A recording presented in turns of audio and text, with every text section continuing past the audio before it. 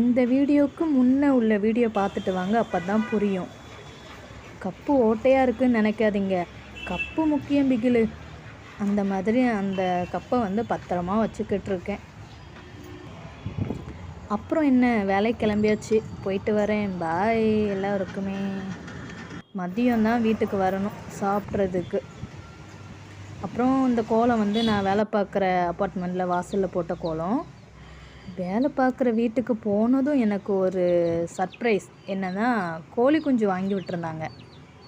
அந்த கோழி குஞ்சுக்கு நான் பார்க்குறோம்ல ஒரு பேபி, அந்த பேபி என்ன போட்டு வச்சுருக்கான் தெரியுமா? மாதுளம்பழம். அவனுக்கு கொடுத்த மாதுளம்பழத்தை எடுத்து ஃபுல்லாக அந்த கோழி குஞ்சுக்கு போட்டான். ஆனால் லாஸ்ட்டு அந்த கோழி குஞ்சு ஃபுல்லாமே சாப்பிட்டுட்டு,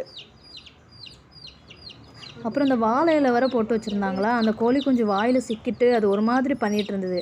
அதை எடுக்க வந்து ட்ரை பண்ணிகிட்டு இருந்தோம். நான் ஒன்று எடுத்து விட்டேன், அந்த பையனும் ஒன்று எடுத்து விட்டான். மதியம் வீட்டுக்கு வந்தாச்சு. வரும்போது கடையில் வந்து இவ்வளோ ஜாமான் வந்து வாங்கிட்டு வந்தேன். ஒன்றும் இல்லை, அரிசி, பருப்பு, தேங்காய், இந்த 3 தான் வாங்கிட்டு வந்திருக்கேன். 120 ரூபா. எப்படி வாழ்கிறது?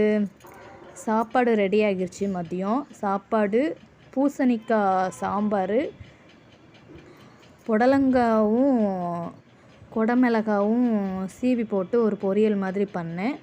ஒரு அப்பளம் மாதிரி சைடிஷ்க்கு. அதை வச்சு நீட்டாக சாப்பிட்டு வேலைக்கு மறுபடியும் போயிட்டு நைட்டு 8 மணிக்கு மறுபடியும் ரிட்டன் வீட்டுக்கு வந்தாச்சு. எங்கே நம்ம பெட்டு இதோ இருக்குது, வந்து உட்காந்தாச்சு. பாய், குட் நைட்.